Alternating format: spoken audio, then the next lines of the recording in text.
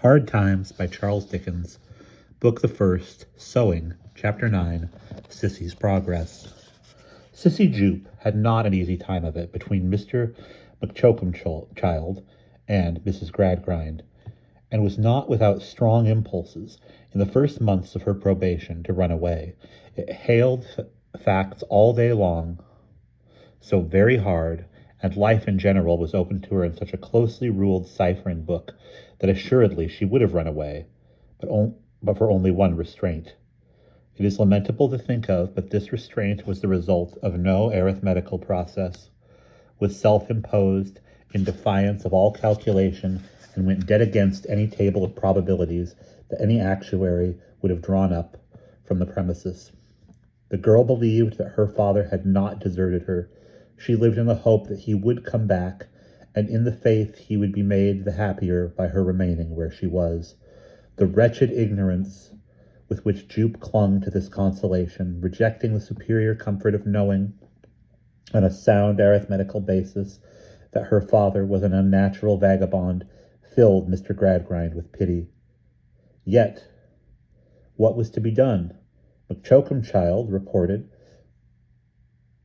that she had a very dense head for figures, that once possessed with a general idea of the globe, she took the smallest conceivable interest in its exact measurements, that she was extremely slow in the acquisition of dates, unless some pitiful incident happened to be connected therewith, that she would burst into tears on being required, by the mental process, immediately to name the cost of 247 muslin caps at 14 pence halfpenny,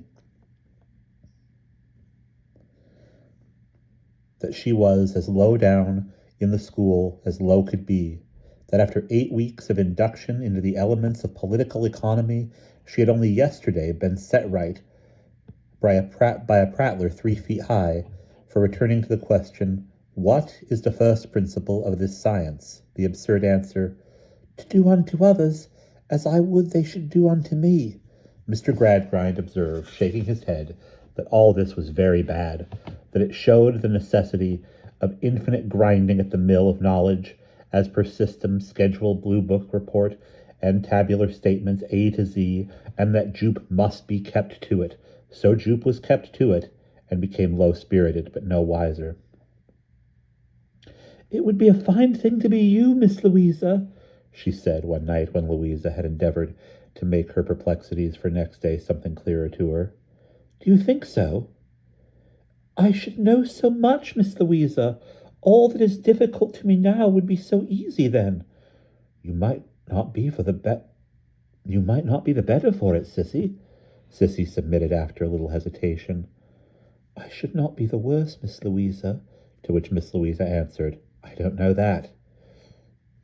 There had been so little communication between these two, both because life at Stone Lodge went monotonously round like a piece of machinery which discouraged human interference, and because of the prohibition relative to Sissy's past career, that they were still almost strangers. Sissy, with her dark eyes wonderingly directed at Louisa's face, was uncertain whether to say more or to remain silent. "You are more useful to my mother, and more pleasant with her than I can ever be," Louisa resumed. "You are pleasanter to yourself than I am to myself." "But if you please, Miss Louisa," Sissy pleaded, "I am, oh, so stupid." Louisa, with a brighter laugh than usual, told her she would be wiser by and by. "You don't know," said Sissy, half crying, "what a stupid girl I am. All through school hours I make mistakes. Mr. and Mrs. McChoakumchild call me up over and over again, regularly to make mistakes. I can't help them. They seem to come natural to me." "Mr. and Mrs. McChoakumchild never make any mistakes themselves, I suppose, Sissy?" "Oh, no," she eagerly returned. "They know everything." "Tell me some of your mistakes." "I am almost ashamed," said Sissy with reluctance, "but today, for instance, Mr. McChoakumchild was explaining to us about natural prosperity." "National, I think it must have been," observed Louisa. "Yes, it was. But isn't it the same?" she timidly asked. You had better say national, as he said so, returned Louisa, with her dry reserve. National prosperity, and he said, now this schoolroom is a nation, and in this nation there are 50 millions of money. Isn't that a prosperous nation? Girl number 20, isn't this a prosperous nation, and ain't you in a thriving state? What did you say? Asked Louisa. Miss Louisa, I said I didn't know. I thought I couldn't know whether it was a prosperous nation or not, and whether I was in a thriving state or not, unless I knew who had got the money, and whether any of it was mine, but that had nothing to do with it. It was not in figures at all, said Sissy, wiping her eyes. That was a great mistake of yours, observed Louisa. Yes, Miss Louisa, I know it was now. Then Mr. Machocumchild said he would try me again, and he said, this schoolroom is an immense town, and in it there are 1,000,000 inhabitants, and only 25 are starved to death in the streets in the course of a year. What is your remark on that proposition? And my remark was, for I couldn't think of a better one, that I thought it must be just as hard upon those who were starved, whether the others were 1,000,000 or 1,000,000,000, and that was wrong too. Of course it was. Then Mr. Machocumchild said he would try me once more, and he said, here are the stutterings. Statistics, said Louisa.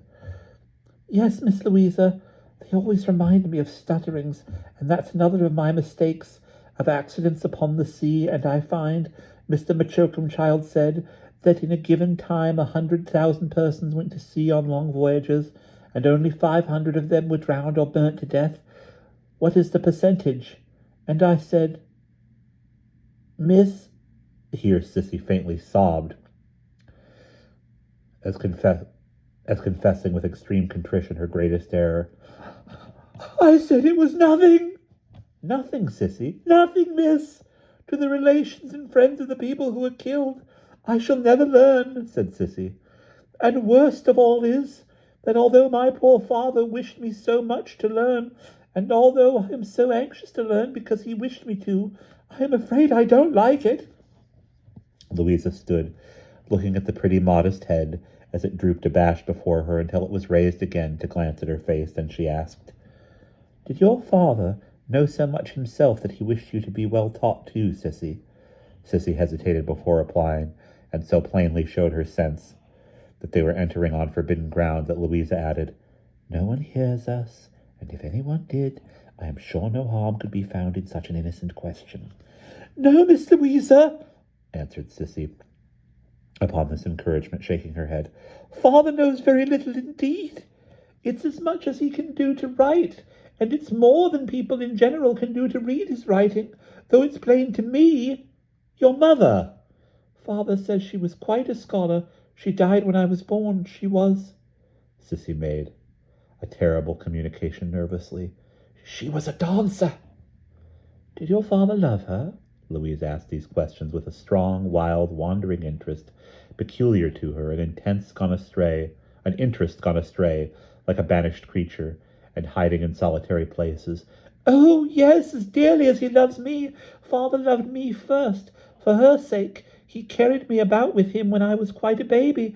We have never been asunder from that time. Yet he leaves you now, Sissy. Only for my good. Nobody understands him as I do. Nobody knows him as I do. When he left me for the good, he would never have left me for his own.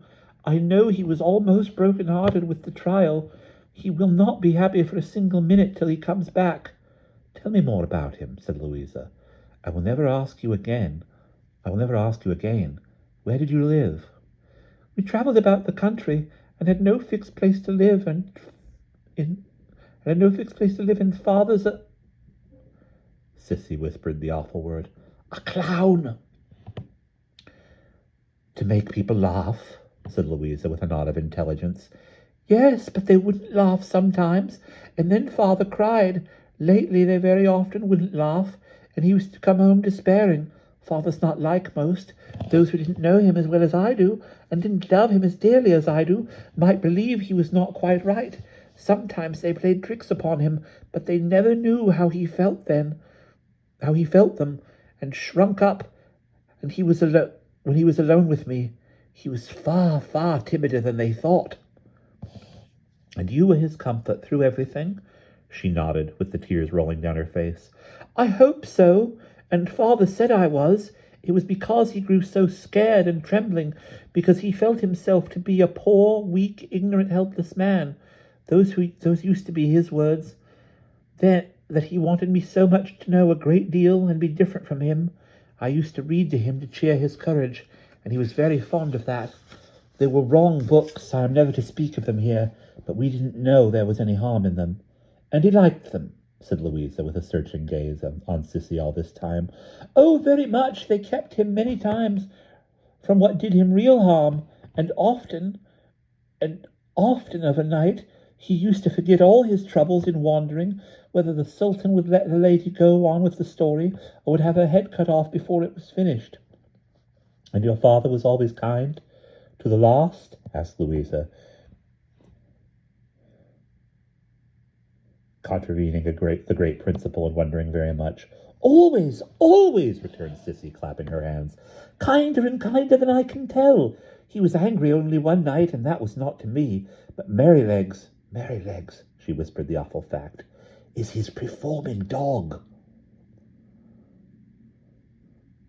Why was he angry with the dog? asked Louisa demanded. Father, soon after they came home from performing, told Merrylegs to jump up on the backs of the two chairs and stand across them, which is one of his tricks. He looked at father and didn't do it at once. Everything of father's had gone wrong that night, and he hadn't pleased the public at all. He cried out that the very dog knew he was failing, and had no compassion for him. Then he beat the dog, and I was frightened, and said, Father, Father, pray don't hurt the creature who is so fond of you. Oh, heaven forgive you, Father, stop. And he stopped, and the dog was bloody, and father lay down crying on the floor with the dog in his arms, and the dog licked his face. Louisa saw that she was sobbing, and going to her, kissed her, took her hand, and sat down beside her. Finish telling me how your father left you, Sissy.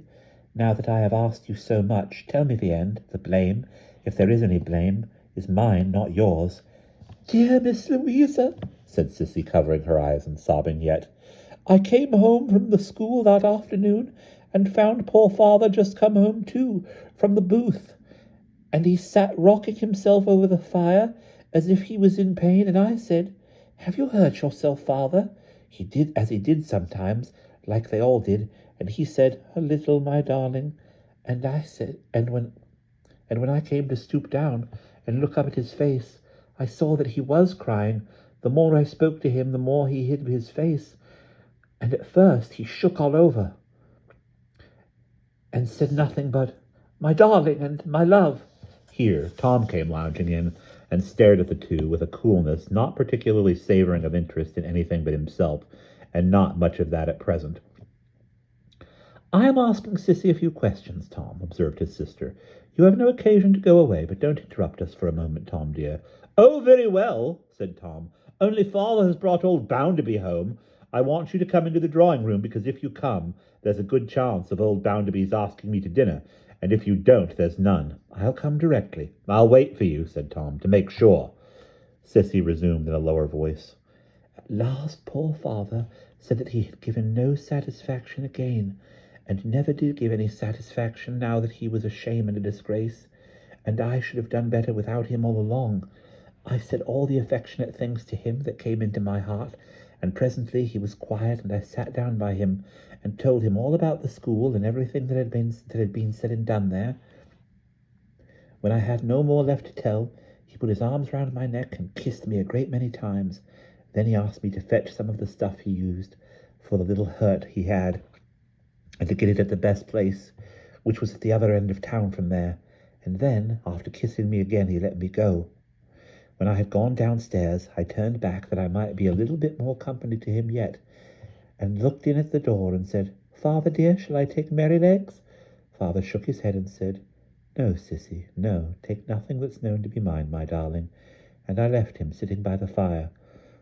Then the thought must have come upon him, poor father, of going away to try something for my sake, and when I came back he was gone. I say, look sharp for old Bounderby, Lou, Tom remonstrated. There's no more to tell, Miss Louisa. I keep the 9 oils ready for him, and I know he will come back. Every letter that I see in Mr. Gradgrind's hand takes my breath away and blinds my eyes. For I think it comes from father, or from Mr. Sleary about my father. Mr. Sleary promised to write as soon as ever father should be heard of, and I trust to him to keep his word. Do look sharp for Mr. Bounderby, Lou, said Tom with an impatient whistle. Whew, he'll be off if you don't look sharp.